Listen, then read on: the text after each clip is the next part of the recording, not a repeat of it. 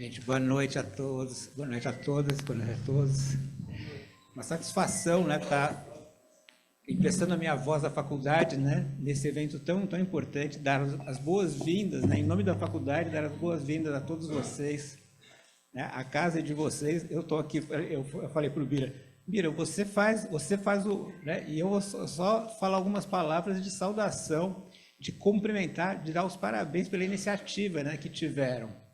Eu falo assim, todas as vezes que eu sou chamado, né, a emprestar a minha voz para a faculdade, eu converso comigo mesmo e pergunto para a faculdade o que ela gostaria que se falasse nesse evento, o que é importante a gente sublinhar neste momento para as pessoas que vieram aqui para participar desta atividade. Né? E a resposta que eu tive para esse momento, né, para este evento, foi de que são duas coisas importantes que a gente está presenciando, a gente está testemunhando, a gente está construindo nesse momento. Né? Uma coisa é essa saudação à memória do Davi Capistrano Filho, que eu não conheci pessoalmente, mas que era uma referência na minha juventude, no início da minha atuação já na Secretaria da Saúde, na Universidade de São Paulo, uma referência importante na construção do SUS, eu estava comentando agora há pouco com o Lucão, né? A construção do SUS, que se deu em 88, né? Um erro falar que estamos vivendo, comemorando 35 anos, são 37 anos do marco de construção do SUS. O Ministério da Saúde sempre reconheceu 88 como a promulgação da Constituição como sendo o marco de criação do SUS. E a figura do Davi tão importante, né? Foi isso que a gente escreveu, né? Na placa lá, que não dava nem para ler direito, porque estava tudo escuro, né? Mas a placa está escrito, né? Revolucionário, criador do SUS, né? Que implementou essa mudança. Então, nesse momento, a gente está celebrando, né, os 25 anos da morte, celebrando, não sei se a palavra celebrando que se usa para isso que a gente está fazendo, mas é isso que a gente está fazendo, a gente está relembrando a importância, está tornando presente, não é, o momento, a vida do Davi Capistrano. Então, isso é a primeira coisa de muito importante, né, que eu acho que a faculdade queria sublinhar, né, da importância desse momento, desse evento que a gente está realizando. E a segunda coisa muito importante que eu vejo, né, é um testemunho da amizade, né? O fato de vocês terem construído esse momento, de vocês terem vindo até aqui, de vocês terem feito isso tudo acontecer, né? Falar no nome do Bira, no nome da Dirce e de tantos outros que estiveram interagindo aqui com a faculdade. Eu começo a citar, a gente começa a se atrapalhar, né? Então, melhor parar de citar nomes, falar assim, de todos vocês que estão aqui, que estão fazendo este evento e que, eventualmente, depois vão assistir a gravação e, com isso, está tornando, mais uma vez, presente a memória do Davi Capistrano Filho. Gente, o evento é de vocês, né? Como eu falei, eu só vim aqui falar aquilo que a faculdade mandou eu falar, né? Agora, vocês que façam a festa de vocês. Muito obrigado.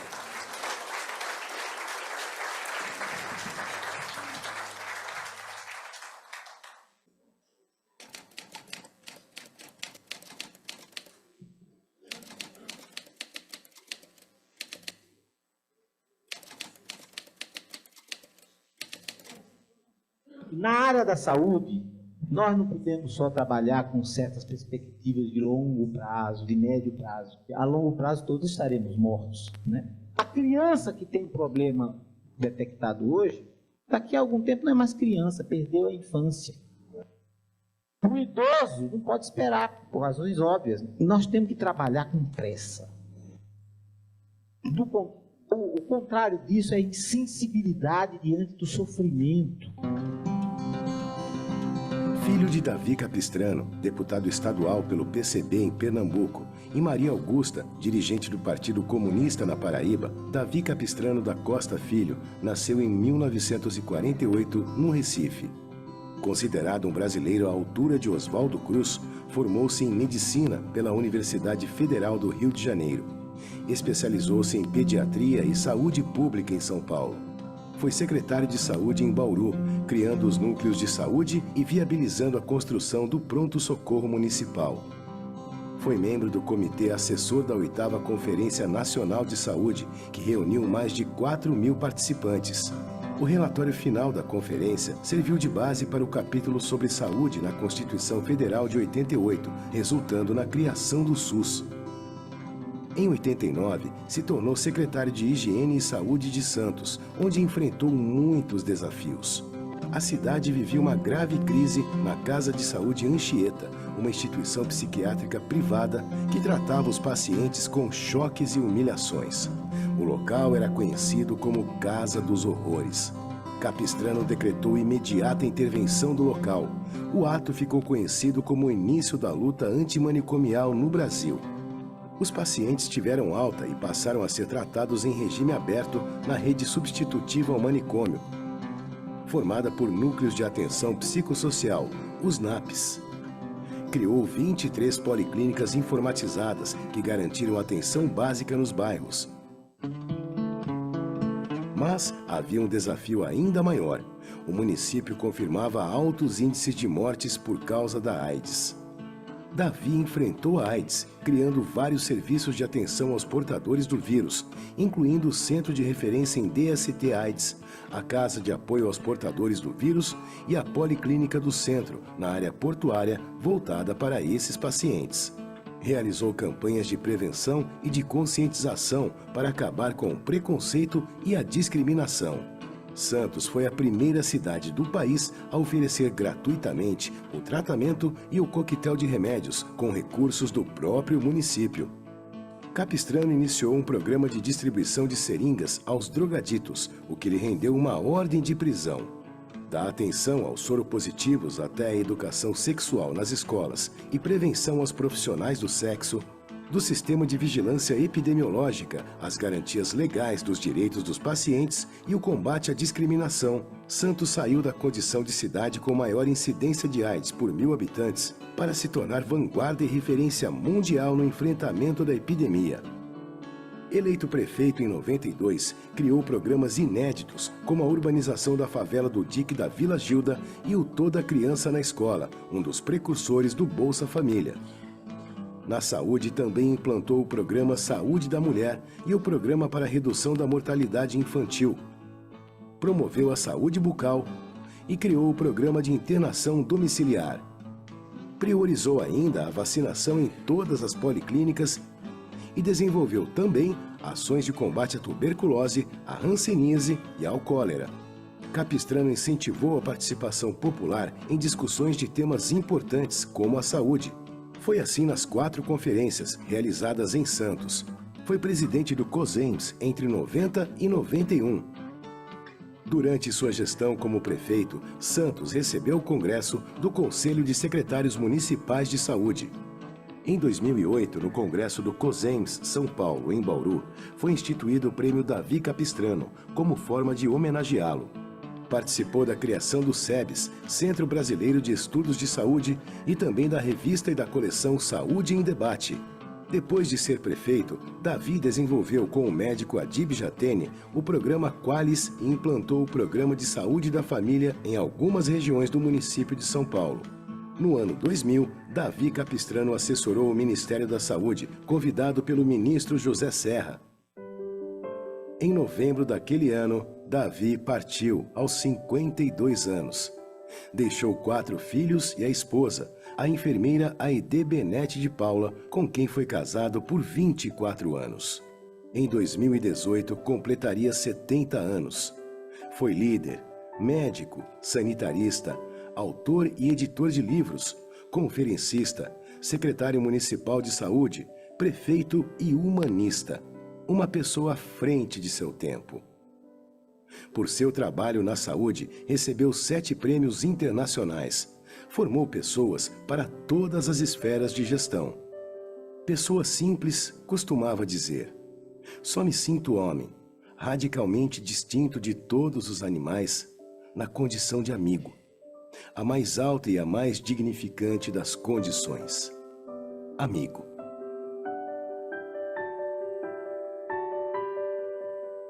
Era essa contribuição que eu queria dar para o debate.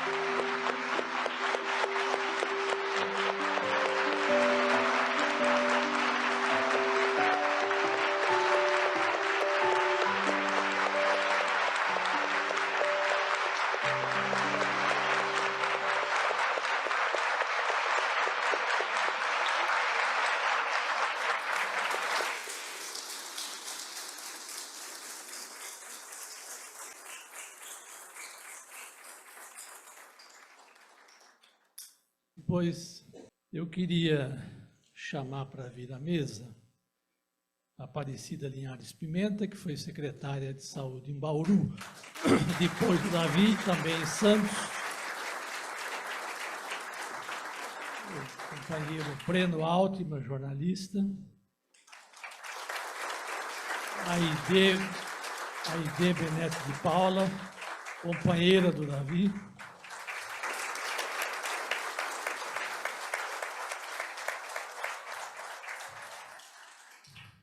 Marcelo, cadê o Marcelo? Por favor. Marcelo é um amigo de infância do Davi, do Recife, veio do Recife há 2 dias para participar desse evento. Bom, a ideia é falar um pouco alto por conta da gravação no YouTube, né? Obviamente, tem muitas pessoas aqui do plenário que poderiam estar na mesa, mas nós optamos fazer um bloco sintético de uma fala da área da saúde a ser sintetizada pela Cidinha Aparecida Linhares Pimenta, uma fala de natureza mais a participar, o envolvimento político do Davi, porque o Davi nasce da política, ele não nasce da militância na saúde, na sua infância, pela influência familiar. É claro, a homenagem aqui à companheira dele, e o Marcelo Mário de Mello, que é um escritor e poeta recifense, que vai também dar o seu depoimento. Eu agradeço muito a acolhida da faculdade, ao diretor Leopoldo, a congregação que deu de acordo com, porque não é, imagine uma escadaria da Faculdade de Saúde Pública, tem uma placa de um personagem que não é professor daqui, foi aluno do curso para formar sanitaristas em 1976. Então é com muita satisfação, alegria e agradecimento que eu faço à faculdade, aos professores, ao diretor, a todo mundo aqui do campus da Faculdade de Saúde Pública da USP. E também quero agradecer a presença de vários companheiros aqui de Santos, companheiro velha de guerra, de luta no HC, o Aitan Cipaí, companheiro José Dirceu, ex-ministro e ex-deputado federal, enfim, são vários. Encontrei aqui o Fred Bucinge, que eu não via há muitos anos, enfim, tantos companheiros aqui que vieram prestigiar essa homenagem, a quem eu agradeço muito. Eu queria, então, passar a palavra à doutora Aparecida Linhares Pimenta para a sua fala inicial. Obrigado.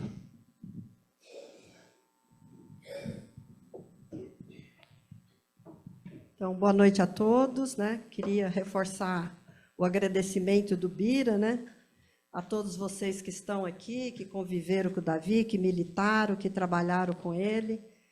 Nós consideramos muito importante preservar a memória do Davi e o legado que ele teve, apesar de ter uma vida tão curta, né? Faleceu com 52 anos, mas ele continua, né? Continua no nosso trabalho, na nossa luta.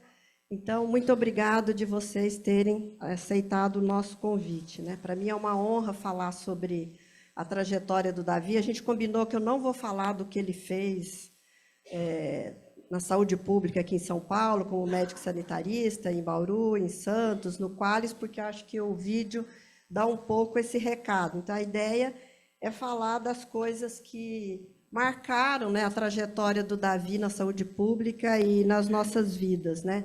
Eu convivi com o Davi na década de 70, militando no Partido Comunista Brasileiro. Eu era do setorial estudantil, junto com o Bira, ele era do comitê estadual. E depois trabalhei com ele em Bauru, trabalhei com ele em Santos. E uma característica muito forte do Davi é que ele ficava amigo da gente, né? A gente respeitava ele, né, como secretário, como prefeito, mas ele era uma pessoa que se tornava muito amigo das pessoas que militavam com ele e que trabalhavam com ele. Ele tinha uma capacidade enorme de escuta. Ele escutava a gente, escutava as pessoas da população que ia conversar com ele. Quando ele teve câncer, inúmeras pessoas que estavam passando pelo mesmo problema procuravam ele para conversar.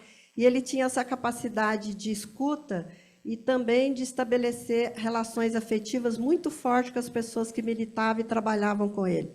Não era uma amizade fácil, não, porque ele não nos poupava. Ele exigia o máximo da gente no trabalho, na militância.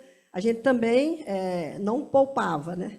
E como ele era uma pessoa muito lúcida e muito culta, debater com o Davi era uma coisa bem difícil, né?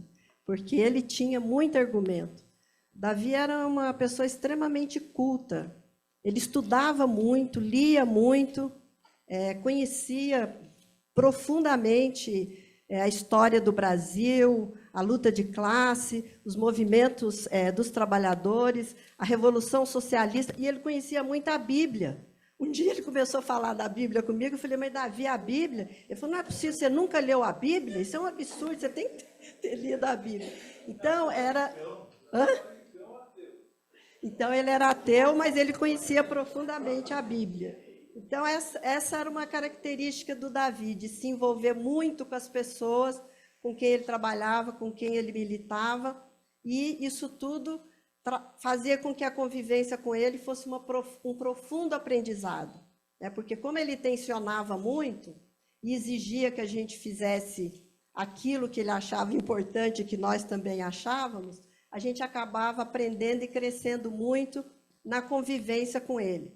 Agora, apesar de ser o que eu considero intelectual orgânico, né? Porque ele tinha esse conhecimento profundo da realidade, mas o que o Davi, o que, pelo menos para mim, marca a trajetória do Davi, era a capacidade que ele tinha de fazer coisas.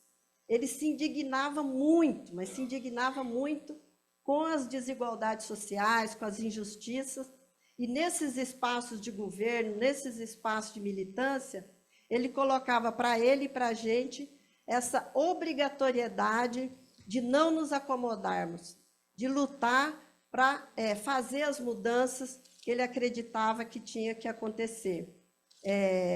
Antes de eu conhecê-lo, né, no trabalho, na militância, ele foi um médico sanitarista aqui em São Paulo que teve uma trajetória super marcante.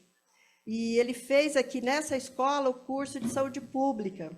E tem aqui, até conferir com a Lídia aqui, cerca de 8 colegas de turma dele. E estas pessoas que estudaram com ele aqui tinham os mesmos sonhos e os mesmos ideais que ele. E uma coisa que marcou muito, acho que essa trajetória desses, então, alunos, né, hoje aqui já todos, boa parte professores, foi a revista, né, que até o Serjão falou ali, a criação da revista Saúde em Debate e a criação do SEBS, que foi, né, uma luta desses alunos aqui da faculdade e que ele ficou extremamente entusiasmado, porque o Davi era uma pessoa que valorizava muito a disputa de ideias, a disputa política e ideológica a favor dos trabalhadores, a favor do socialismo e contra as injustiças. E ele dizia, na época, que essa revista era uma trincheira na construção de um novo sistema de saúde, uma trincheira contra a medicina privada, contra a indústria farmacêutica e pela saúde como direito. Então, esse registro, eu acho que é bastante importante, porque foi da vontade política desse grupo de sanitaristas aqui que nasceu a revista Saúde em Debate e o SEBS, lógico que depois outros lugares no Brasil abraçaram essa ideia e levaram para frente. E também desse debate que aconteceu aqui, apareceram muitas ideias que vão fazer parte depois da discussão da Constituinte, da discussão da 8ª Conferência e do próprio SUS, né? E foi também produto dessa decisão política desse grupo de pessoas que não tinha condição financeira. A primeira sede da revista foi na casa do Emerson, foi feita, né, com arrecadação dos próprios alunos, e ela cumpriu um papel importantíssimo no debate no final da ditadura militar e pela construção de um outro jeito de pensar a questão da saúde. Em Bauru, quando ele foi convidado pelo prefeito Tuga Gerami para assumir a secretaria, ele assumiu em 83, E logo em 85, né, ele tem uma piora do quadro dele da leucemia e vai, né, para Houston com a ID fazer o tratamento. Mas nesse período que ele ficou lá em Bauru, ele conseguiu fazer coisas incríveis, né? Eu cheguei em 85, já tinha uma rede de atenção básica em todos os bairros da cidade, em prédios que tinham sido construídos pela prefeitura.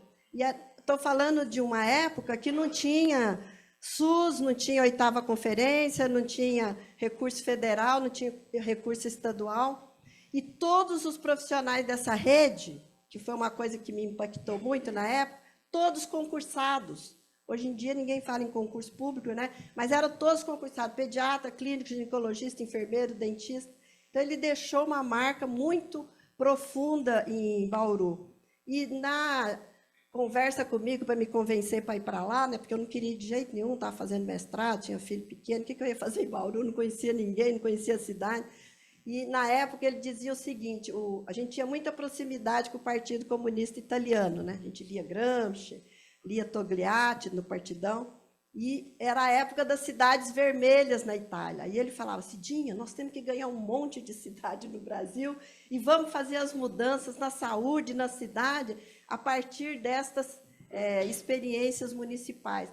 Porque ele tinha conseguido, em menos de 2 anos, fazer tanta coisa em Bauru, e o prefeito também, né, que apoiava totalmente as ideias dele, que ele estava entusiasmado com essa ideia. E depois, em Santos, ele vai, de certa forma, consolidar essa experiência, não só da política, que aí acho que o Breno vai falar mais especificamente, mas essa experiência como médico sanitarista aqui em São Paulo, como secretário de saúde de Bauru, e formar uma potente equipe de sanitarista, de dentista, de médicos, que vão para Santos, atraídos pela possibilidade de participar de uma experiência totalmente inovadora, criativa, comandada pelo Davi, na época que ele foi secretário de saúde e prefeito. Acho que o vídeo mostra, né? Mas eu queria colocar algumas coisas que foram a marca do Davi. Acho que a intervenção na Casa de Saúde de Anchieta, que mais do que a intervenção, a criação da rede, né?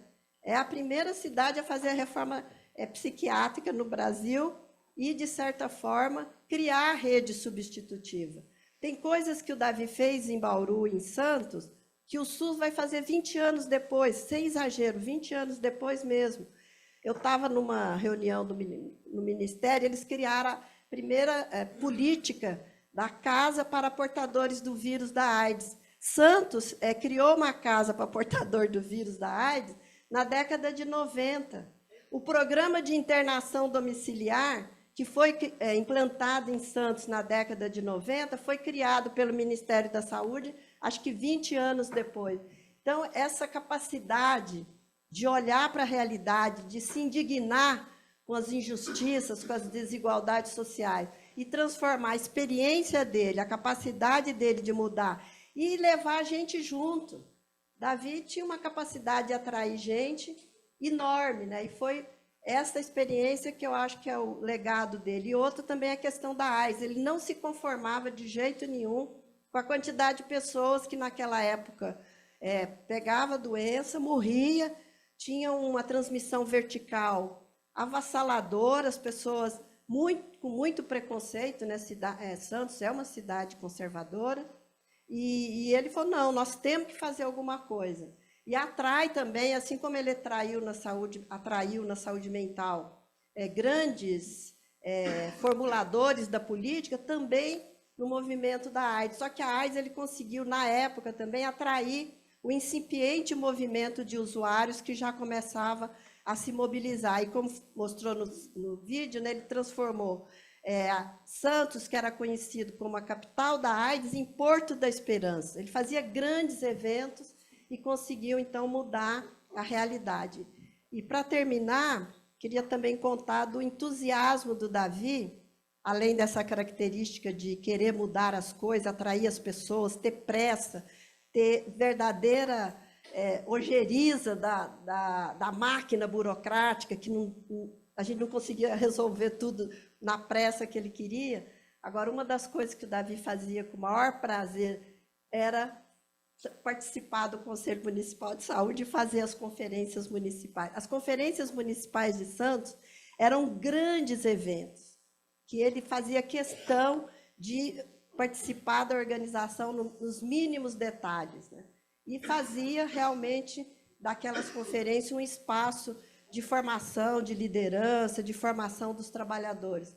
Então, nós estamos aqui hoje para reafirmar, né, essa característica do Davi, de ter inovado em várias áreas, na saúde bucal, na internação domiciliar. Nós montamos um hospital em Santos e ele deu o nome de Che Guevara.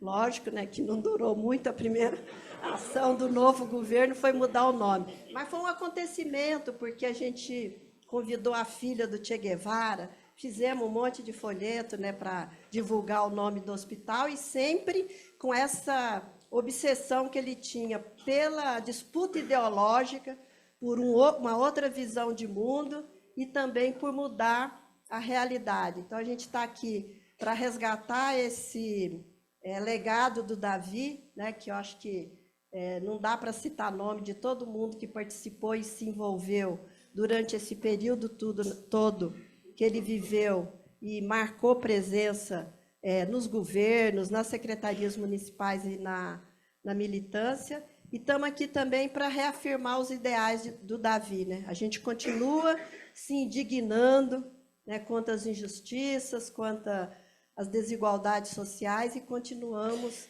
sendo resilientes e continuamos todos na luta por aquele mundo que o Davi tanto sonhou e que a gente sonha e que, quiçá, um dia a gente possa falar que vamos construir o socialismo no nosso país.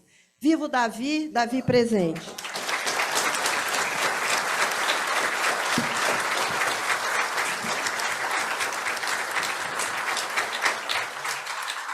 Bom, antes de dar a palavra ao companheiro Breno Altman, eu anuncio de antemão que algumas outras pessoas serão chamadas também a falar, de maneira previamente combinadas.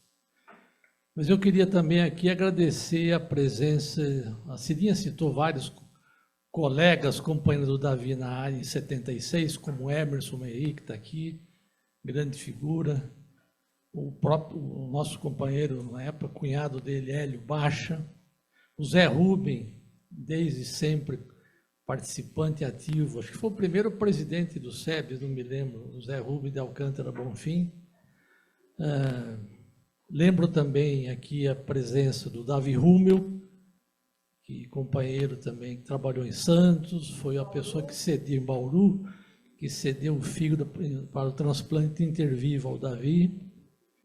Veja, eu também quero saudar aqui, tem 2 agentes comunitárias de saúde, quando eu trabalhei no programa Qualis, em 97, 8, 9, que estão até hoje trabalhando como agente comunitário de saúde, significa quase 30 anos, lá na Brasilândia, no meio do fundão da cidade de São Paulo, onde tem muitos problemas na época.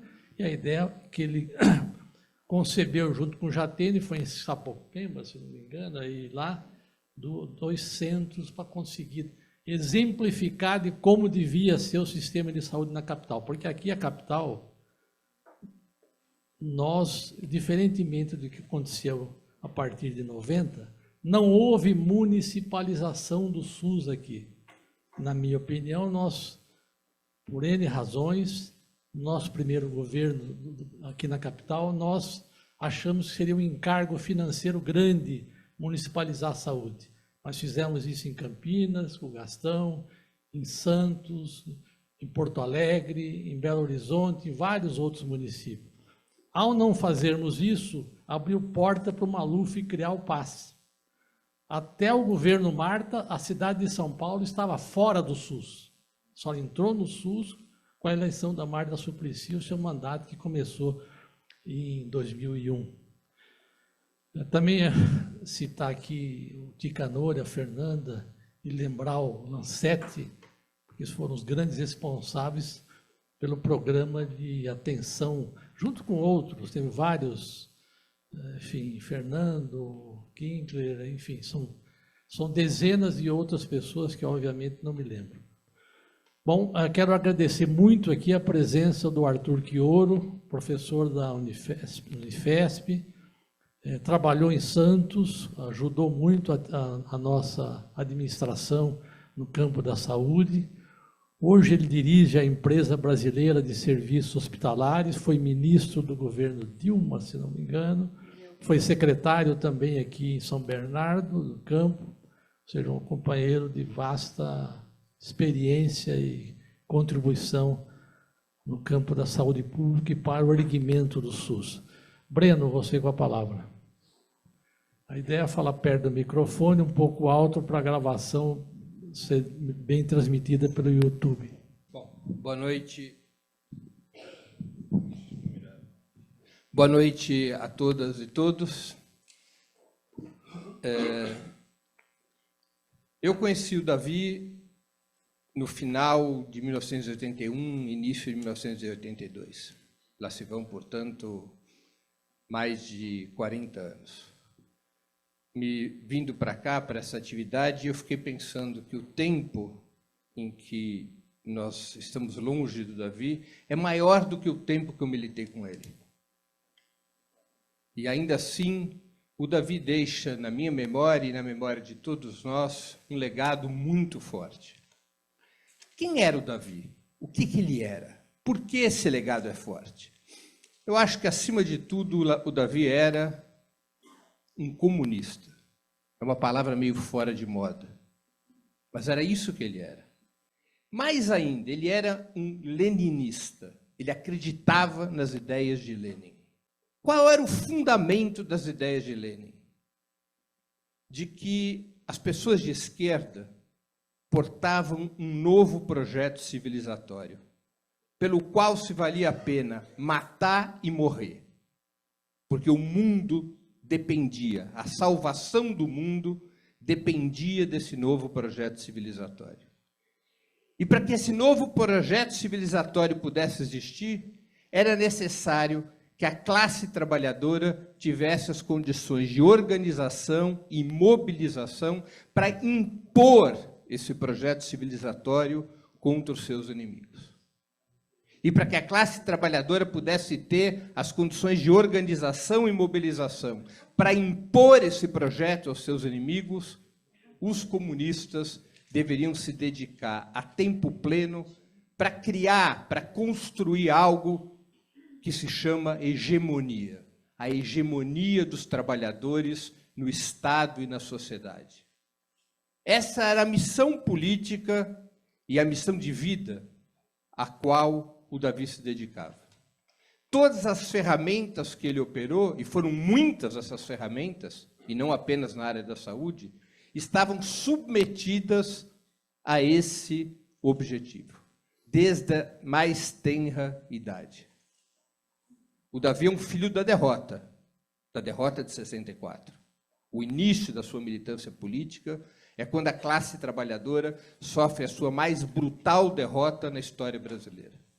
E a derrota impunha debate sobre rumos, porque a derrota não foi algo simples, ela foi uma derrota histórica, uma derrota estratégica, que desorganizou a classe trabalhadora, que golpeou de maneira brutal o principal partido da classe trabalhadora naquela etapa histórica, que era o Partido Comunista, no qual militava Davi Capistrano. Impôs um debate porque, afinal de contas, na hora decisiva, o principal partido da classe trabalhadora tinha falhado, não tinha sido capaz de organizar resistência contra aquele golpe de Estado. Não era apenas que tinha sido derrotado, não tinha conseguido opor ao golpe de Estado uma mobilização suficientemente significativa, o que levaria à dispersão da esquerda e da classe trabalhadora. Muito jovem, o Davi emerge nesse debate, que foi um debate de extrema fragmentação, com muitos companheiros, inclusive importantíssimos dirigentes do Partido Comunista, optando por outros caminhos fora do partido, incluindo a opção pela resistência armada. Davi não apoia esse caminho, embora fosse crítico da orientação que predominava no Comitê Central do PCB. Davi permanece nas fileiras do PCB depois de um período de afastamento e vai se vinculando às atividades daquele partido na resistência e buscando, ao longo da sua militância, construir uma posição que tentasse explicar a derrota de 64 e oferecesse um outro caminho para a classe trabalhadora naquelas difíceis condições. A posição do Partido Comunista Brasileiro, como vocês sabem, era uma posição de defesa da frente democrática contra o regime militar. E uma consideração de que a luta e a superação do regime militar dependeria de uma combinação de mobilização de massas e ação institucional. O Partido Comunista Brasileiro, ele criticava a opção que muitos companheiros e companheiras tinham seguido, que era a opção pela luta armada. Davi foi um defensor da Frente Democrática. Davi foi um defensor da estratégia de mobilização popular e de ação institucional. Mas quando eu o conheci, ele já era, e desde vários anos antes, um duríssimo crítico da maneira como era conduzida a política de Frente Democrática. Porque a política de Frente Democrática era conduzida aos seus olhos e dos companheiros que o cercavam naquele momento, relegando as calendas gregas numa gaveta escondida a construção da hegemonia da classe trabalhadora no processo de luta contra a ditadura.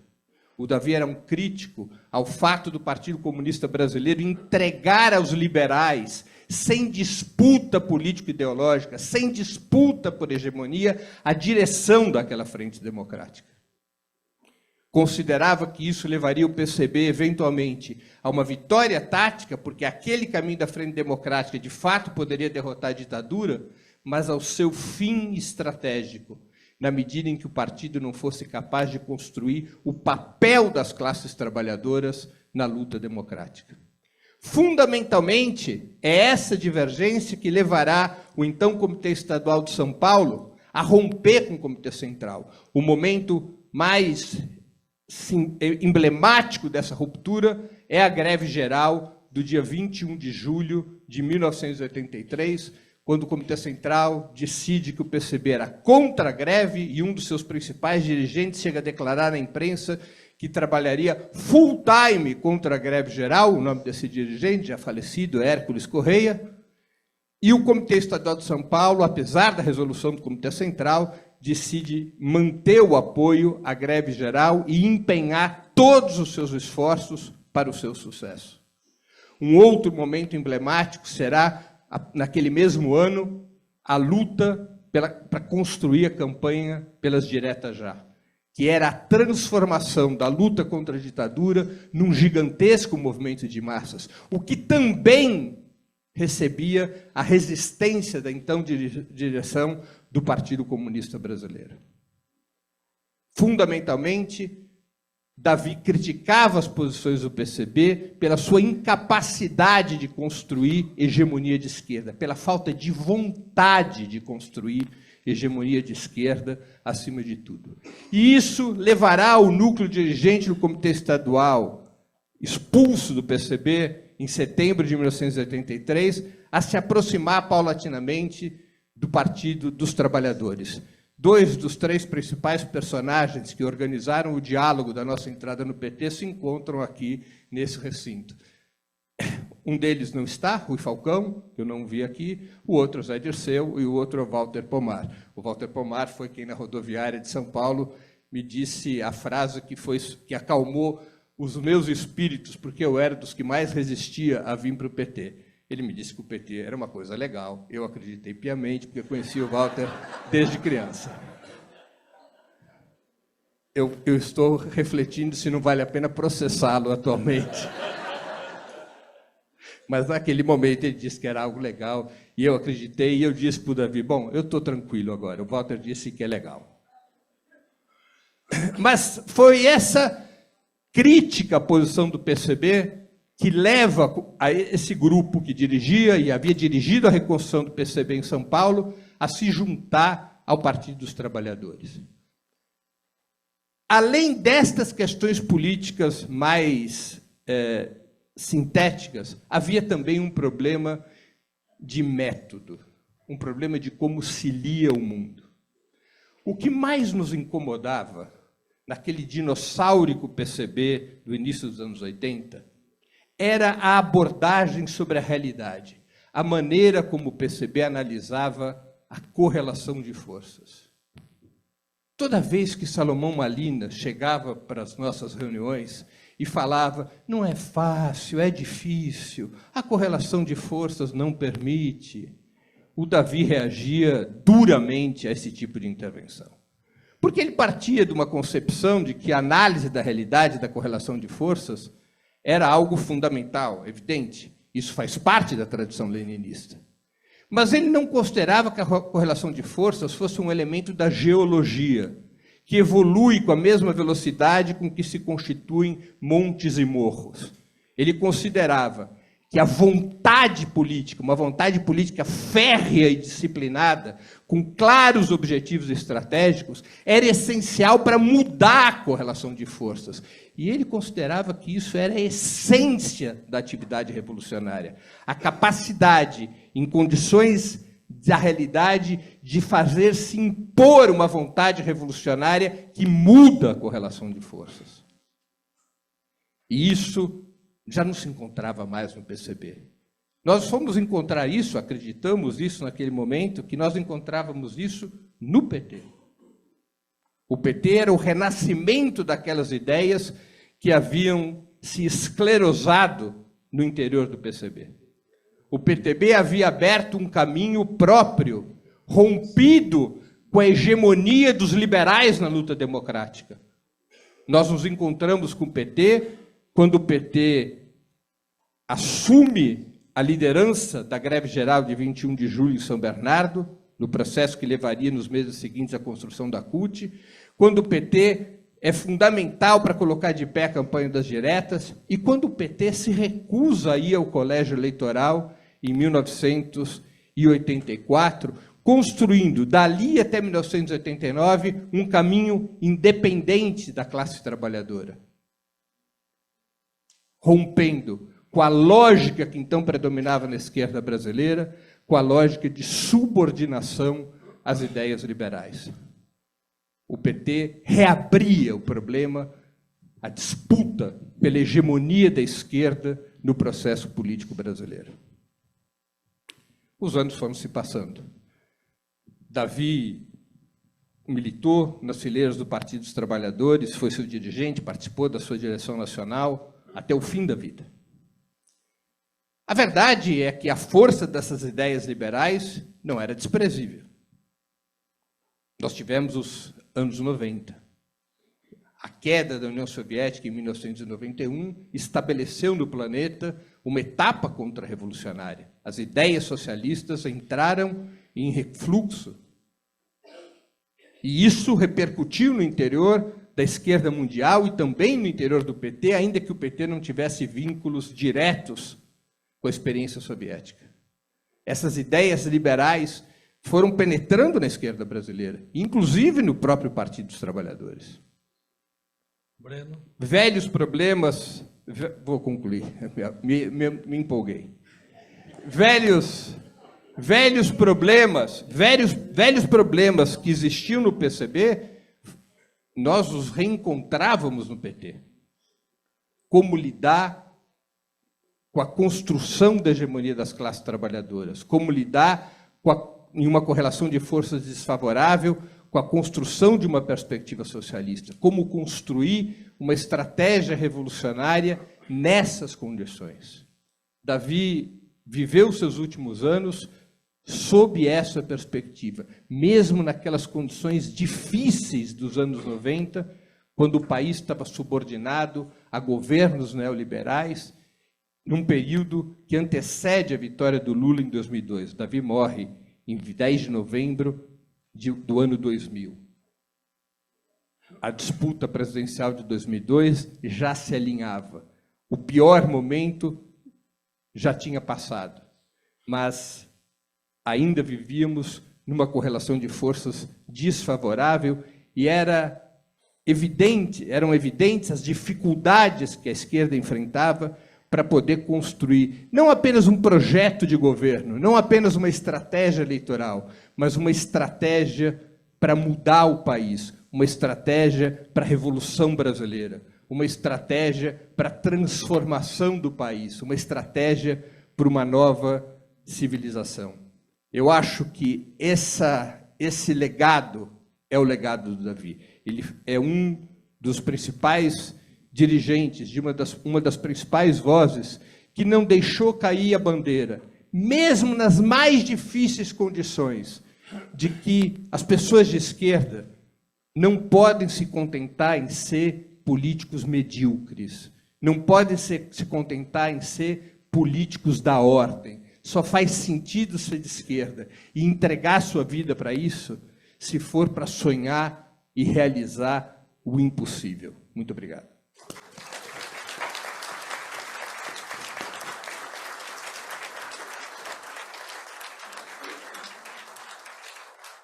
O Breno faz o programa 20 minutos, que dura 1 hora, por isso que eu tive que tentar interrompê-lo. Todo mundo já viu o programa tudo em 20 minutos, que dura 40, 50, 1h30. Bom, vamos lá. Eu quero também aqui agradecer a presença do professor José Roberto Lapa, que com sua mulher veio do Rio de Janeiro para esse evento. Foi colega de turma do Davi Capistrano, colega de militância e um grande médico, professor e cientista brasileiro na área da pneumologia. Também a presença do Ângelo Del Vecchio, nosso diretor-geral da Escola de Sociologia e Política.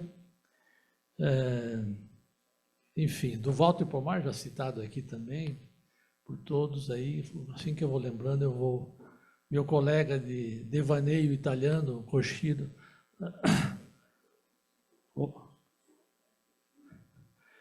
Nosso amigo Márcio Mello, de vez em quando a gente se encontra espaçadamente. Vamos lá. Eu queria passar a palavra agora a Aide Benetti de Paula. Boa noite, gente. Eu quero agradecer em nome da família do Davi a todos e todas que, de algum modo, contribuíram para que este evento acontecesse. É com um misto de alegria e tristeza que participamos dessa solenidade tão significativa. Se, por um lado, temos a alegria de encontrar tantos amigos que participaram e ajudaram a construir todos os feitos do Davi, principalmente na área da saúde, por outro, temos o oposto, a tristeza de o termos perdido há 25 anos. Davi tinha ainda muito a contribuir com sua capacidade incansável de trabalho e sua inteligência brilhante. Infelizmente, ele se foi precocemente, aos 52 anos, mas seu legado permanece vivo, sendo um guia para as novas gerações. Viva Davi, Davi vive. Muito obrigada.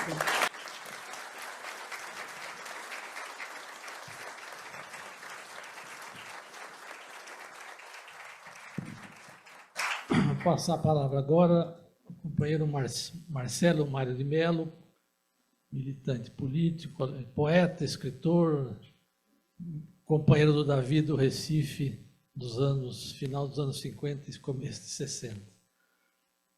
Depois do Marcelo, nós temos ainda algumas pessoas que vão falar, entre elas o Sérgio Gomes, jornalista, conhecido de todos, grande amigo do Davi, e juntos fizeram várias iniciativas de natureza política, especialmente no campo da atividade sindical, no caso do Sérgio, junto ao Boré, mas também no quadro da política em geral. E também Carlos Bottazo, um professor sênior aqui da Faculdade de Saúde Pública, e a Cristina Marques, professora associada ao Departamento de Gestão, Política e Saúde, aqui da faculdade, e coordenadora do Centro de Memória, que está gravando e ajudando esse evento a ser realizado.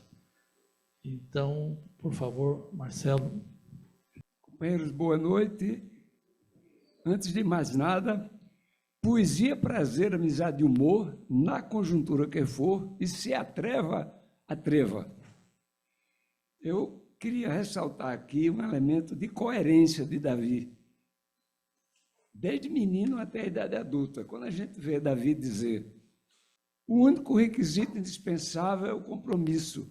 Compromisso com a vida e compromisso com os que sofrem. Quando ele defende, dizem que a pressa é a inimiga da perfeição. Tudo bem, fazemos as coisas imperfeitas e vamos melhorando depois.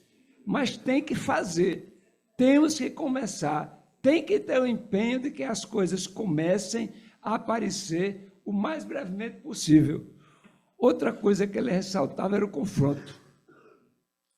Eu acredito que a discussão e, sobretudo, a mudança de determinados padrões sociais exige o confronto.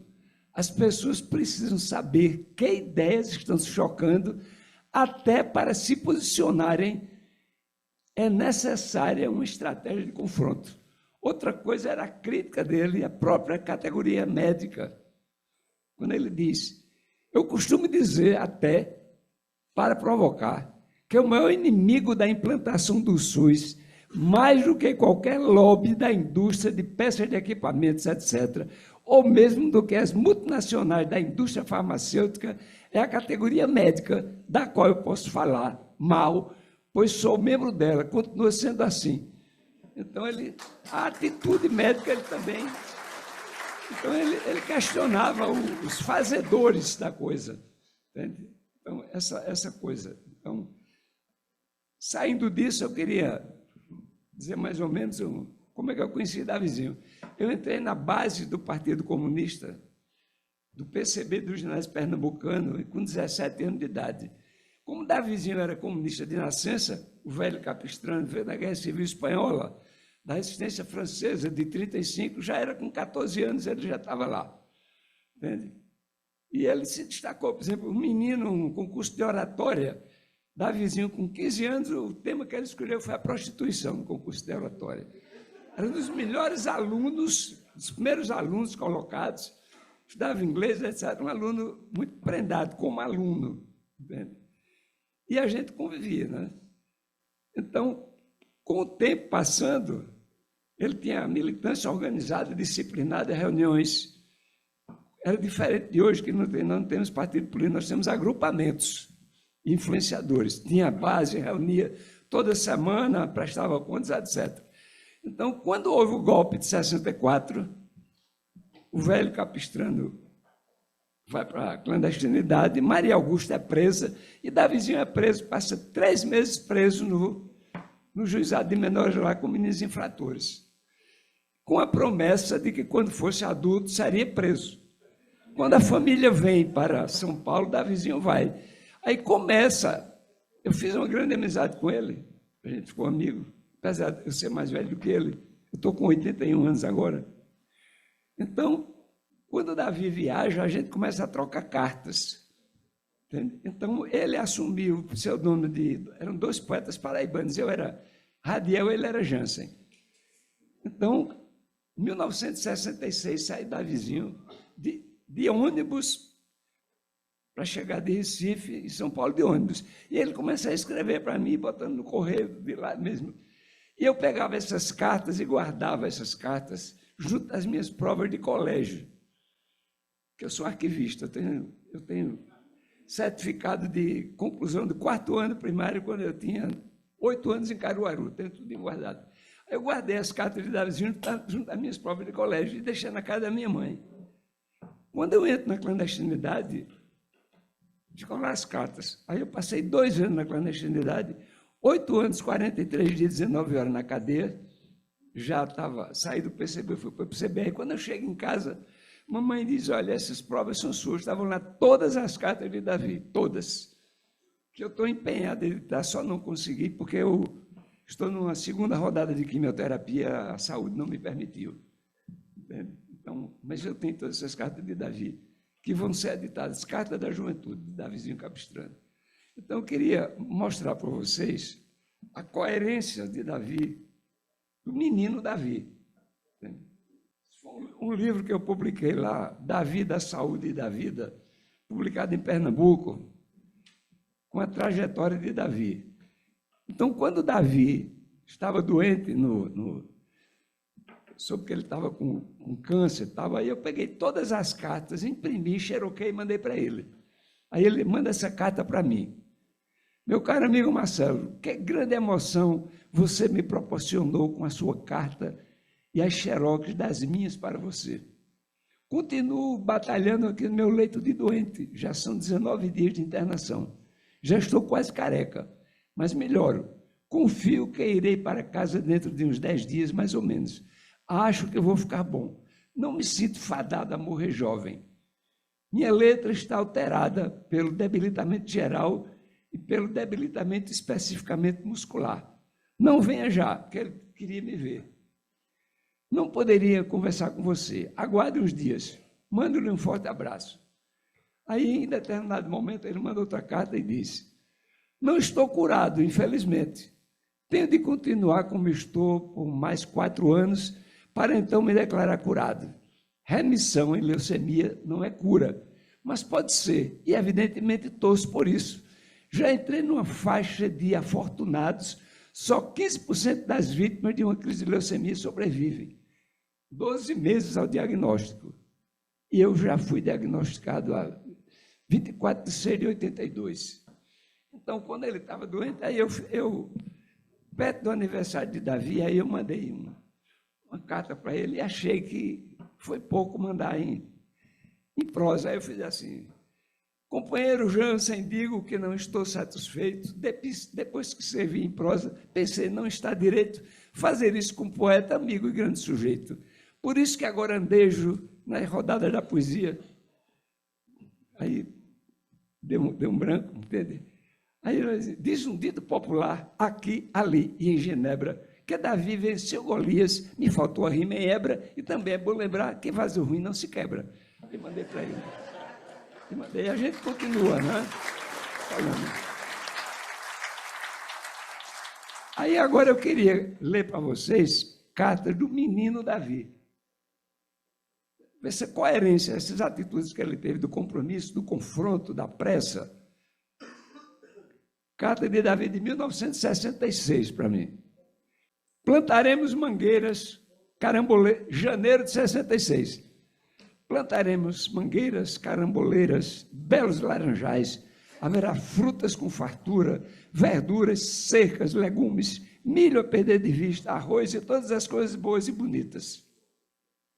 Janeiro de 66 também. A comunicação, colaboração, compreensão é a coisa mais maravilhosa que existe. Depois, só me sinto homem radicalmente distinto de todos os animais na condição de amigo, a mais alta e a mais dignificante das condições amigo e comuna. Amigo, amigo, comuna, comunas. Março de 66.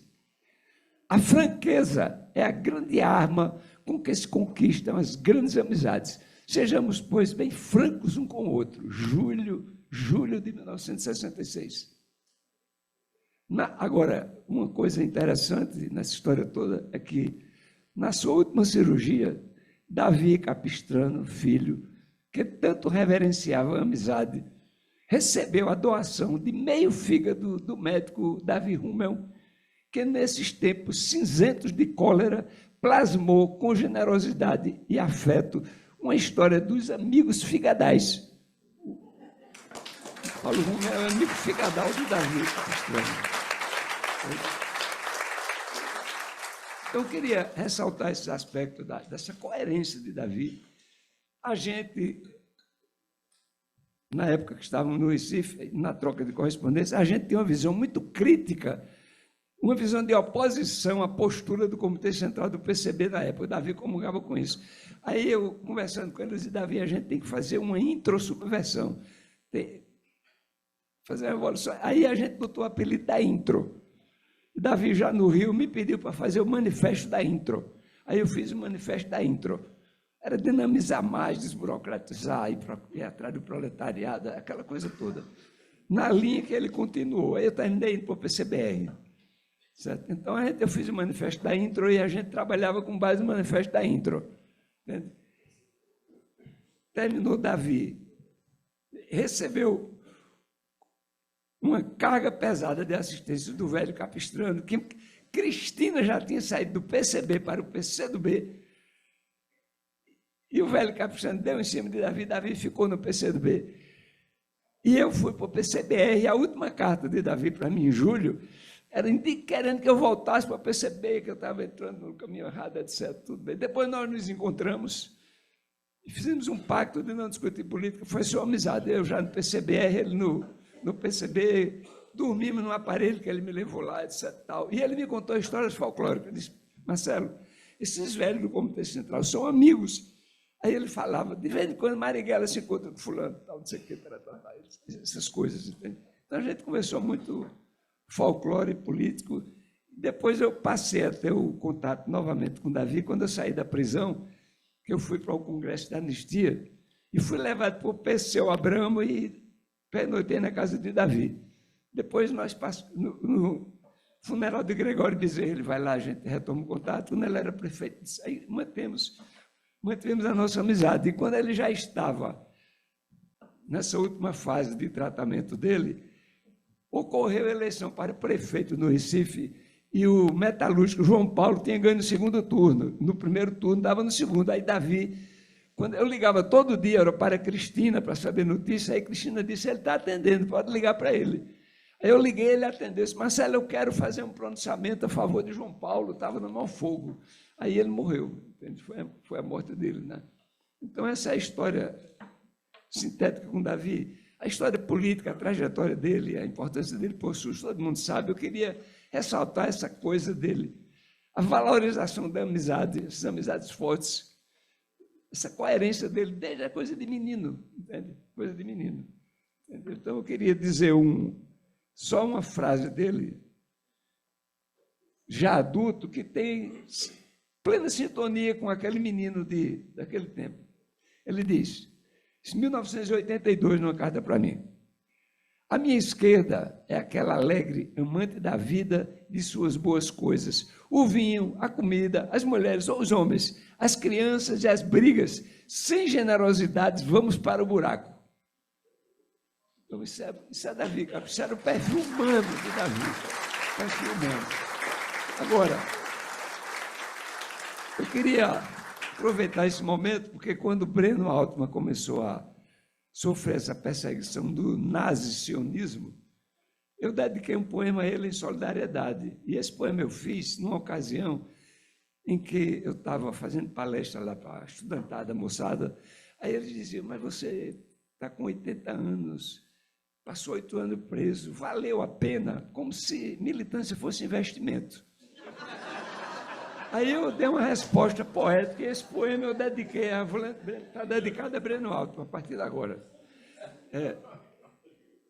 Vale a pena, sim, remar contra a maré, pois muitos ainda não têm pão nem teto, e estão unidos os que atiram as primeiras pedras. Vale a pena, sim, seguir a estrada, recuar na trilha ameaçada e voltar, pé ante pé, lançando o sal e a semente. Vale a pena, sim. Enfrentar a tirania, lutar por liberdade, são coisas que só fazem bem em toda idade. Vale a pena, sim. Vale a pena nós, vale a pena vós, vale a pena mim, vale a pena, sim. Esse é o de Breno. Agora,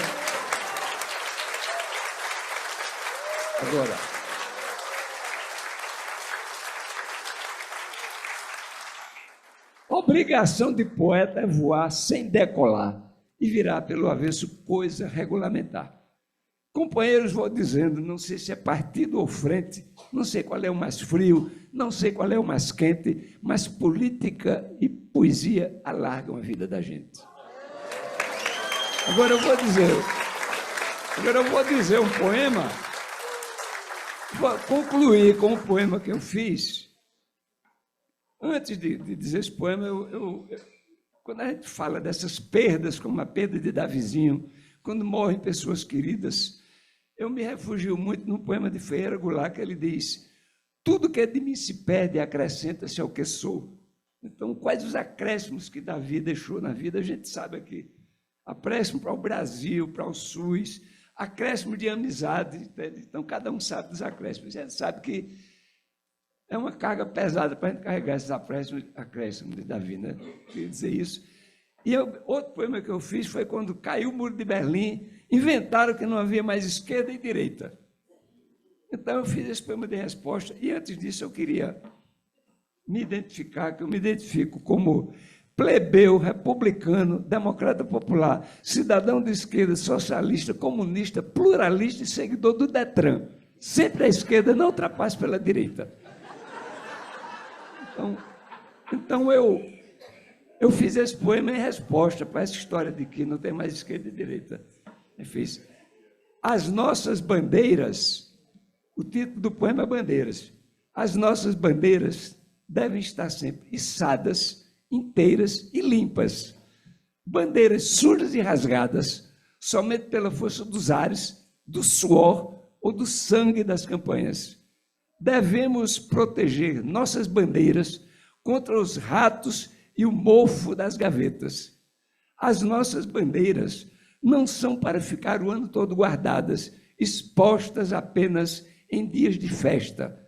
Elas devem tremular sempre, no alto dos mastros e nas nossas andanças de cada dia. Assim, passando de mão a mão, de geração a geração, as nossas bandeiras irão ficando gastas.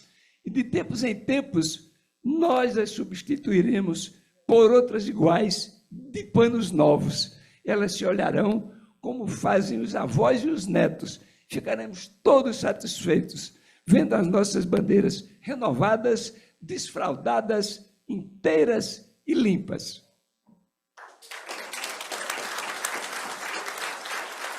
Para concluir, purgar os erros, lembrar os mortos, fecundar os sonhos, festejar as vitórias. Se não fizermos isto pela nossa história, quem o fará?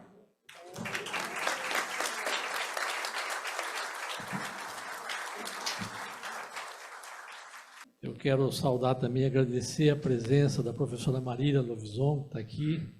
Você estava na mesa no evento que fizemos anos atrás, né? Eu queria chamar para fazer uso da palavra, pode sentar aqui na mesa ou no púlpito, a professora Cristina Marques. Onde está a Cristina? Ah, tá. Que é professora associada no Departamento de Gestão, Política e Saúde aqui da faculdade. E ela, que é responsável, uma boa parte disso que está acontecendo aqui hoje, da gravação e todos os detalhes, ela que foi a orquestradora para que nós pudéssemos estar realizando esse evento. Muito obrigado, Cristina. Boa noite. Obrigada, Bira. Antes de mais nada, eu quero agradecer a possibilidade dessas poucas palavras, porque eu acho, como Leopoldo já colocou, a festa é desse encontro, a festa é dessa homenagem, né? E, para a emoção não me trair, eu escrevi algumas poucas palavras, mas eu gostaria de dizer que o Centro de Memória, eu sou professora aqui da Faculdade de Saúde Pública e coordeno o Centro de Memória aqui da faculdade, né? E é uma felicidade imensa ter participado da organização dessa homenagem, com um apoio muito pequeno, porque, na verdade, foram a amizade, o encontro da amizade de todos vocês que fizeram desse evento dessa monta e dessa emoção. Mas eu queria começar dizendo que eu sou bauruense. Então, eu tinha terminado a minha graduação em enfermagem, eu tinha começado o meu curso de saúde pública, de especialização de saúde pública. Eu era estudante, né? E Davi estava lá, e depois a Cidinha, nossa querida Cidinha Pimenta, a quem homenageio coletivo, e a atualização de projetos que apontem para uma sociedade menos desigual, intolerante à violência e à violência do Estado, que aposte na equidade, na democracia e na saúde para as vidas, e toda a vida vale a pena. A placa, em homenagem a Davi Capistrano, não encerra essa disputa. O contrário, aponta a responsabilidade dessa instituição de atualizá-la em todos os sentidos e direções. Na formação de profissionais de saúde, na presença em agendas sociais contra o racismo, contra a transfobia, contra a homofobia, no direito dos povos originários, nas epidemias da desigualdade, entre outras disputas. Davi nos apontava para essa ousadia e para essa necessidade. Davi, em sua trajetória, junto com os outros sanitaristas e movimentos sociais, levantou a bandeira da saúde como direito e a democracia como única possibilidade para o seu alcance. A disputa hoje, impulsionada por essa memória, é o debate de quais foram os caminhos que percorremos para o alcance desse direito e o debate sobre a democracia como um projeto ainda em disputa. A escada da FSP ganhou um nome, a Escadaria Davi Capistrano. E desejo que os passos nas subidas e descidas dos degraus, agora e nos tempos históricos futuros, sejam firmes, sejam seguros, na consolidação de um país mais justo, feliz e com o direito à saúde para todos. Obrigada.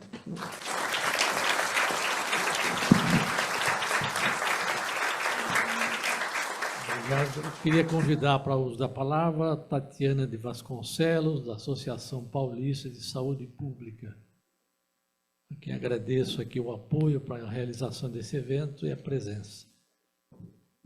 Bom, boa noite a todos, todas e todos aqui nessa noite linda, em homenagem ao Davi Capistrano. Eu queria agradecer por estar aqui, representando a Associação Paulista de Saúde Pública, com várias pessoas daqui, que fazem parte da associação, sempre estiveram junto com a gente.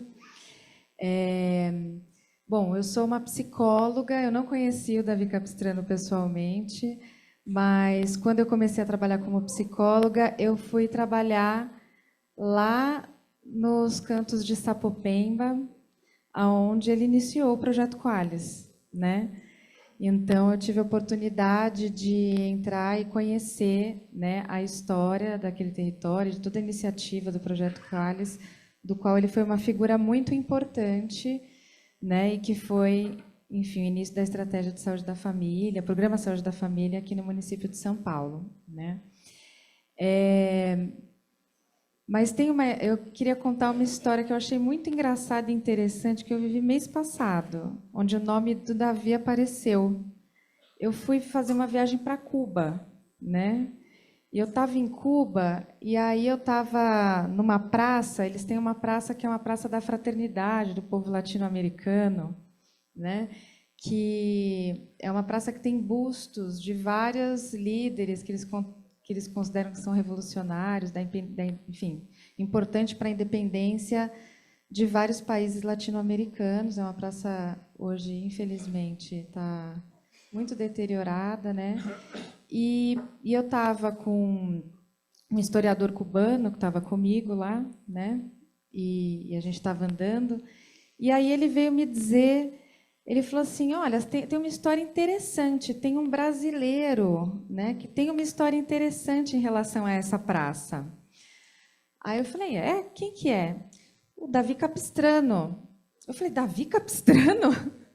Aí eles falaram sim, porque inicialmente o busto representando o Brasil, que estava na praça, era o busto do Tiradentes, né? Eu não sei nem se essa história é verdadeira, depois vocês me...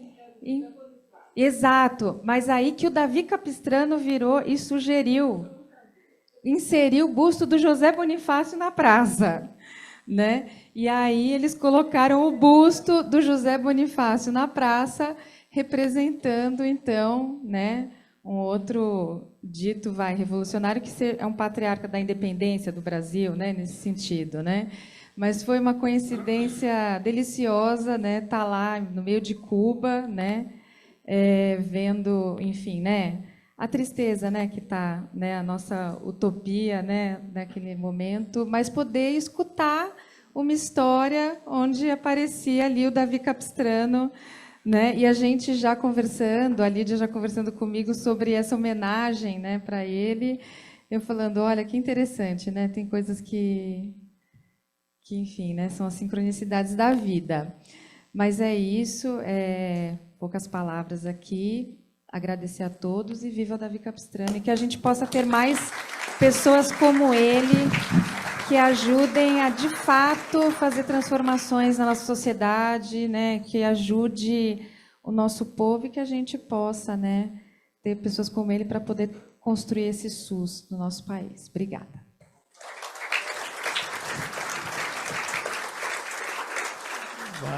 Queria chamar para a fala os Deus da Palavra o professor Carlos Botazo, que é professor sênior aqui da faculdade, e, na sequência, nosso companheiro jornalista Sérgio Gomes. Bom, boa noite a todos, todas e todos. Gostaria de cumprimentar a mesa, cumprimentar a ID, que eu não te via desde o projeto Larga Escala, da Secretaria de Estado da Saúde. É um tempo miserável esse, mas está aí. Sim, eu sou professor sênior aqui na Faculdade de Saúde Pública, faço parte também do Centro de Memória, que a Cris Marques é a coordenadora, e eu coordenei aqui, de 2013 a 2015, a Comissão da Verdade da Saúde. Nós nos dedicamos especificamente, e o Danilo, que está aqui presente, ele participou, né, desse momento, desse grupo de trabalho. Nós levantamos, né, a situação de 51 assassinatos encobertos com os laudos do IML. Foram caracterizados claramente quem foi o preso político, o companheiro assassinado pela ditadura, qual a história que se pôde levantar com os companheiros de prisão, com familiares, qual o laudo colocado pelo IML, e esse trabalho, então, foi um trabalho que nós conduzimos aqui, nesta comissão que foi, do qual o Danilo, inclusive, fez parte, né, dessa comissão, e outros fizeram parte dela, e foi um momento importantíssimo, um documento que está disponível para quem quiser dele se apropriar. Até hoje é um documento inédito. Enfim, me pediram que eu falasse um pouco sobre o caráter político da memória. E eu selecionei 2 ou 3 passagens apenas do clássico livro da Ecléa Bose, Memória e Sociedade, Lembranças de Velhos. E não me pareceu mais adequado do que estas lembranças que estamos tendo aqui hoje, né, porque são lembranças, e velhos, né, como portadores. Eu falo disso numa condição tranquila, já que sou um octogenário, embora não pareça. Bom, assim dizem, eu não sei. Eu sei onde me dói. Cada um sabe onde o sapato aperta, entendeu? Enfim. E para trabalhar ligeiramente algumas ideias, então, que a Ecléa Bose coloca para poder lidar com esta interface entre memória e política, né? Pensando nesta relação dialética entre a lembrança individual e, a um só tempo, o caráter coletivo da memória, como construção coletiva expressada, então, nas nossas lembranças individuais, né? Então, ela diz que cada memória individual é um ponto de vista sobre a memória coletiva. E acho que, se nós pensamos este evento que nós estamos tendo aqui hoje, né, esta memorização, esta comemoração. Pode ser uma celebração, evidentemente, mas é uma comemoração, uma memória que se estabelece em conjunto, que se estabelece com. Esta é a ideia da comemoração colocada aqui, né? Então, desta lembrança que se realiza, porque somos testemunhas dos acontecimentos do nosso tempo. E acho que nós mantemos exatamente esta marca de sermos testemunhas do nosso tempo e de sabermos, então, o que foi que aconteceu. Nós sabemos exatamente onde estávamos, o que fizemos, e onde estávamos e com quem estávamos. Nós sabemos o que aconteceu. No meu tempo de prisão política, nos anos 69, 70 e 71, eu trago de lá esta memória, e todos nós, acho que o depoimento do Marcelo foi exemplar disso, né? Porque todos nós aqui temos essa memória, né? Uma ideia dialética colocada aqui também, que o grupo é o suporte da memória, e se nos identificamos com ele e fazemos seu passado, o grupo, isto é, o passado do grupo, é igualmente o passado do indivíduo. Eu acho que todos nós aqui partilhamos a um só tempo da nossa memória e da memória do grupo ao qual pertencemos, ao qual nós temos pertencimento. E as lembranças grupais se apoiam umas às outras, formando um sistema que subsiste enquanto puder sobreviver a memória grupal. Daí a importância, se temos uma memória grupal e se ela alimenta a memória individual e dialeticamente a individual, ela traduz a memória grupal, a potência disto, a potência deste encontro aqui. Como potência política, a memória é algo que assusta. Daí as tentativas de silenciamento, de todos os silenciamentos ou de apagamento que vimos assistindo nos últimos tempos. Mas resistimos. Ainda estamos aqui. Viva Davi Capistrano!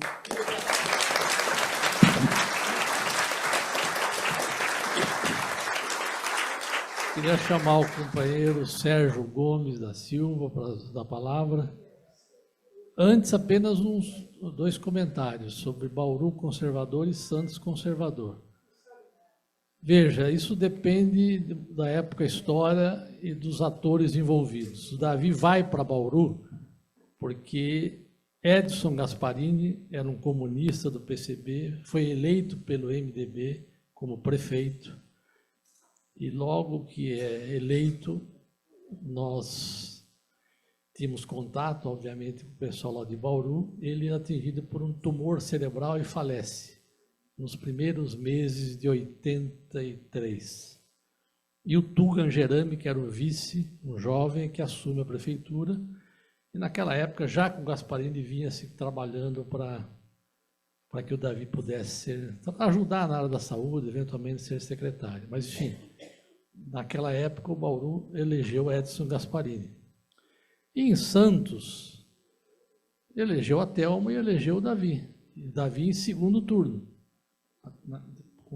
A partir de 92, passou a ter 2 turnos as eleições. Então, isso depende, essa coisa, nós precisamos trabalhar com isso, não dar como um fato dado em cada cidade, em cada estado no nosso país, que a prevalência do conservadorismo é eterna, que nós não podemos, a batalha está perdida. Eu acho que nós temos que ter um esforço, eu acho, nessa direção. E uma coisa importante que o Davi deixou em Santos foi muita dívida. Porque o Davi, ele não rezava muito pela cartilha do atual ministro da Fazenda, nem do Banco Central. Então, para criar as policlínicas, todos esses serviços, toda criança na escola, municipalizar as escolas do Estado na época, contra a POSP, que era contra por corporativismo, tá certo? E a secretária de Saúde, de Educação, então, Luísa Neófite, que era professora, bancou, mas isso significava dinheiro para a favela do DIC, não tinha dinheiro federal. Então, de fato, a prefeitura não ficou com déficit zero nem com superávit, muito pelo contrário, e ainda bem, motivado pelo que você falou, pelo que a Cidinha falou, todos falaram, apressa atender às demandas, para não dizer seculares, da desigualdade que existe no nosso país. Sérgio, por favor, com a palavra. Renderam várias, não só ações, mas várias primeiras páginas da tribuna. Sim. Sérgio, por favor, obrigado. Boa noite a todos. Bom, eu acho que no caso do Davi, o modelo palco-plateia é um modelo ultrapassado. Eu seria mais o modelo Itaici, tipo os bispos se retirarem durante alguns dias e a gente conversar. Eu acho que está faltando a gente se encontrar, a gente ter oportunidade de trocar ideias, não apenas esse formato tradicional de que alguns têm direito à palavra, expor o seu pensamento, e depois os outros, eventualmente, podem fazer uma pergunta, isso ou aquilo. Acho que, no nosso caso, recomenda-se a gente tomar providências em função do nosso desafio de outubro de 2026, desse bando virar uma equipe. Nós precisamos nos entrosar mais e não ficar tão saudosos do que nós fomos. Agora que eu fiquei famoso, depois que o presidente em exercício me atribuiu a sacada do Walter Benjamin, só porque eu andei divulgando isso durante esses anos todos, não se trata de preservar o passado, e sim de realizar suas esperanças. A importância da história. Isso não é meu, isso é do Walter Benjamin. Mas eu não podia desmentir lá o presidente lá na catedral, tá certo? Então, sobre a morte do prefeito, que está o Tuca, que depois isso, etc. Também a questão do acaso, a sensibilidade da gente perceber. Eu não tenho essa capacidade mediúnica do Breno Altman de encarnar o Davi e dizer o que o Davi diria se estivesse aqui, ou o que ele pensou exatamente na questão da tática, da estratégia, etc. Eu gostaria de ter essa tua capacidade, não tenho. Não tenho o talento poético do Marcelo Mar de Mello, não convivi no trabalho prático como médico, como gestor da saúde da Cidinha, também não participei de nenhuma administração prefeitural, então a minha condição é mesmo de amigo, né? E esse acaso é um acaso, um dia eu posso contar como é que tudo isso aconteceu, é que me deu condição de poder dizer gostosamente, aos 76, que eu sou um cúmplice do SUS, por conta de vários acasos. Então, um deles é que a gente se encontrava e não tinha aparelho para reunir, e a gente vinha conversar aqui, dentro do meu Fusca, em frente a essas barracas de flores, aqui do Araçá, porque, naquela época, 2 homens dentro de um carro, ou era coisa de subversão ou de sacanagem, né? Então, a gente ficava ali.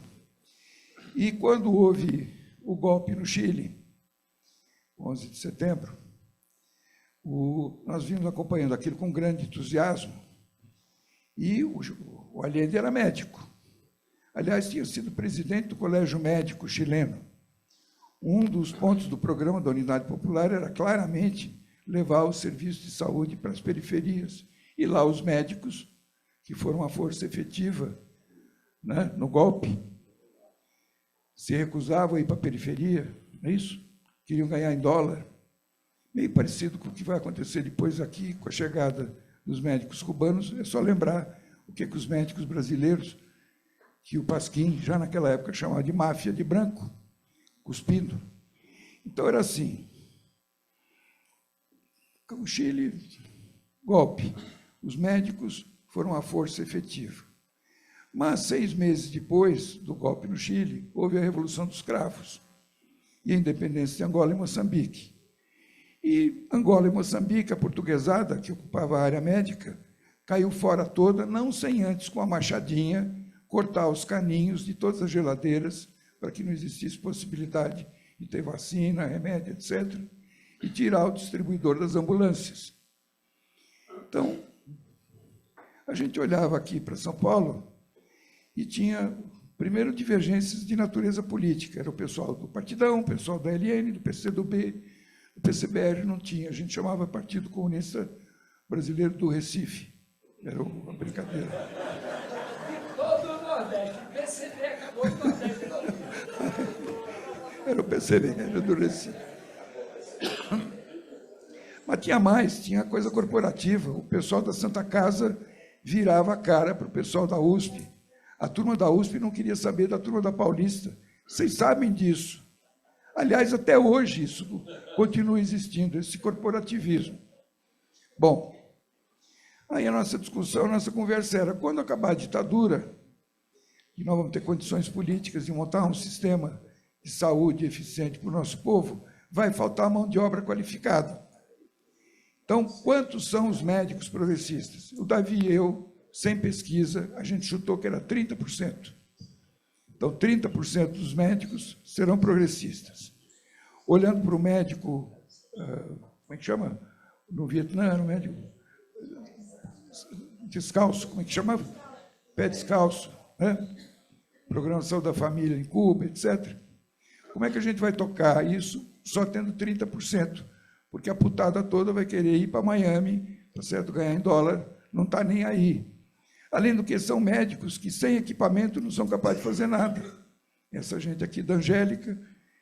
Bom, essa discussão toda tinha sido fruto de um acaso, porque o Davi, sabendo que era possível do pai dele estar no Juqueri, no Hospital Psiquiátrico do Juqueri, quando ele vem do Rio para cá, ele arruma um jeito de Unicamp, Jundiaí, etc., para tentar ver se o pai estava ou não preso no Juqueri. E quem dirigiu o Juqueri era um médico importante chamado Kurt Klotzel, que tinha vindo para o Brasil aos 17 anos, que sabia ler e escrever em alemão. Ficam amigos, e o Kurt Klotzel descobre na biblioteca do Juqueri uma revista do Virchow, 1848. Está certo, Zé Rubem? Onde está o Zé Rubem? Confirma no rodapé, 1848. Virchow, que tinha criado uma revista chamada Reforma Médica. E o Virchow trabalhava com a ideia da reumanização da medicina, e a tese dele é que a medicina tinha ficado burra a partir da descoberta do microscópio. Até então, o médico conversava com o paciente. Onde é que dói, o que é que sente, como é que é em casa. A partir do microscópio, não. Manda cagar na latinha, mijar no vidrinho e decide o que o sujeito tem olhando aqui na lâmpada, na lâmina. Então, o que era possível, era necessário recuperar a humanização da medicina. Não existia xerox. Então, essa revista, em alemão, foram cópias heliográficas daquela que a gente tira, que era negócio de arquiteto, engenheiro, não sei exatamente. O Fred Bussinger está aí ainda? Já foi embora. Ele dá uma passadinha rápida. Ah, não, está aqui. Vamos lá. Como é que chama aquele papel que copia, que era grande? Era cópia heliográfica? Cópia heliográfica. Então, não existia xerox, cópia heliográfica, e o Kurt Klotzel traduzia isso para o Davi. Então, o Davi encontrou uma revista chamada Reforma Médica, e o entusiasmo dele comigo aí nessas reuniões na frente das barracas de flores era como é que a gente podia, então, vir editar uma revista chamada Reforma Médica. Falei, o caralho, nós já somos chamados de reformista, que nós somos tudo bondão.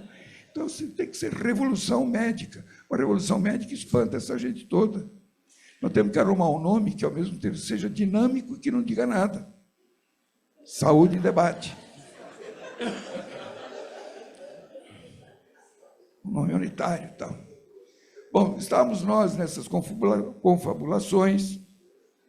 Eu indo atrás de ver se encontrava uma revista que o Monteiro Lobato tinha feito também sobre essa questão da saúde pública. Quando nós somos presos, tem gente que não está ligando que o Davi estava no DOI-CODE quando mataram o Vlado. Que tudo isso, que é fundação da revista de debate, SEBS, babá, é na sequência de meses após a morte o assassinato do Vladimir Herzog. Nós estamos falando de 76. A gente saiu da prisão fazendo coisas. E uma delas, o Bira, é a testemunha aqui, porque também, por acaso, quando eu fui preso indo para o Rio de Janeiro, eu, Valdir Quadros, que era o presidente da juventude do MDB, eu ia lá uma vez por mês para levar dinheiro para o João Guilherme Vargas Neto, que está vivo. Está velhinho, mas está vivo. E a gente juntava aqui, reunia dinheiro com os amigos e tal, e eu levava, uma vez por mês, ia levar para ele. E me prenderam antes.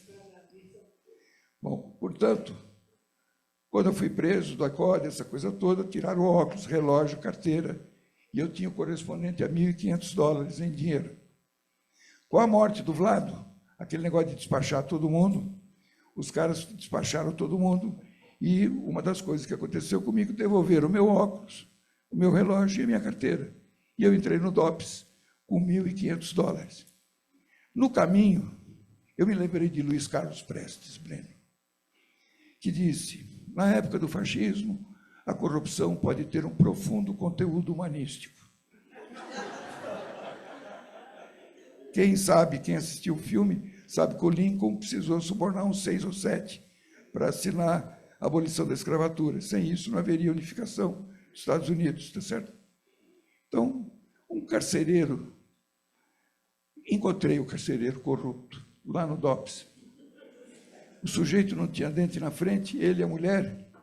Ele trabalhava 24 horas com o carcereiro e nas 48 horas seguintes ele tinha uma barraquinha em Aparecida do Norte que ele vendia santinha. Ele comprava umas bonequinhas pretas, a mulher fazia aquele azul, uns vidrilhos, e ele vendia, então ele fazia uma notinha 24 por 48, que é o jeito de trabalhar dos médicos, dos policiais.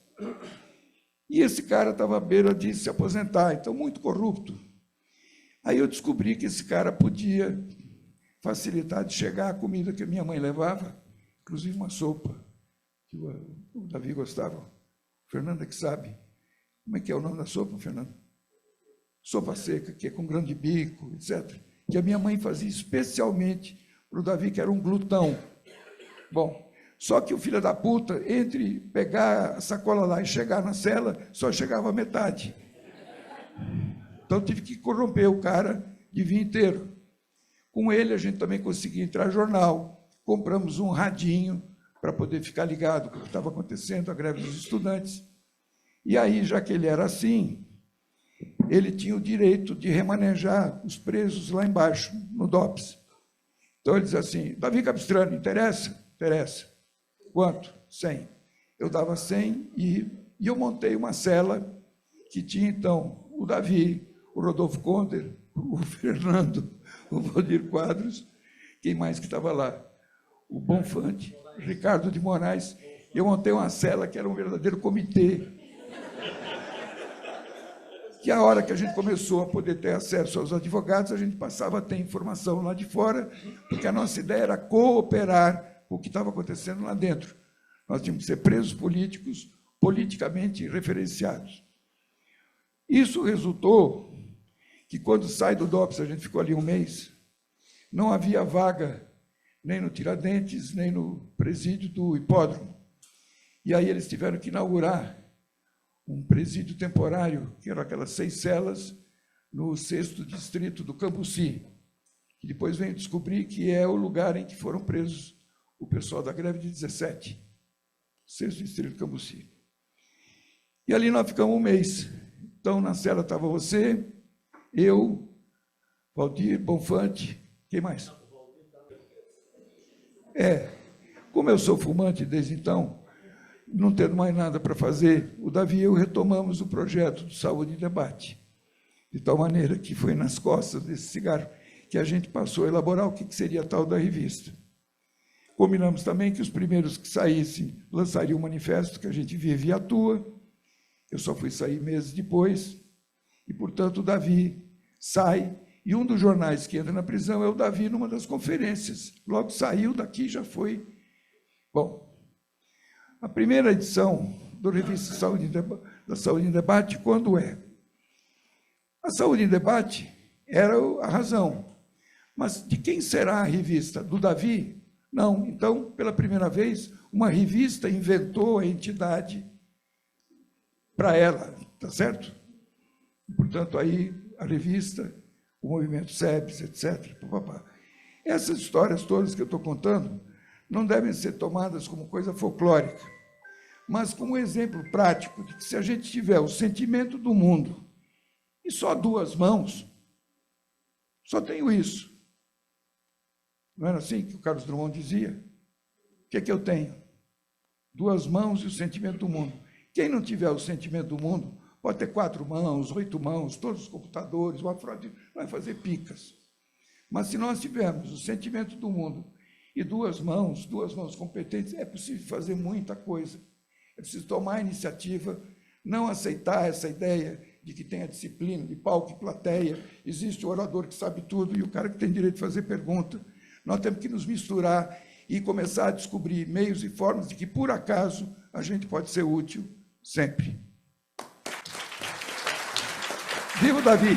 Davi da vida!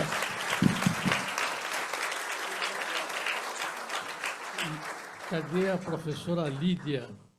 Terminando, a Lídia apenas a entrega de um buquê de flores à ideia. Agradeço a presença de todos vocês.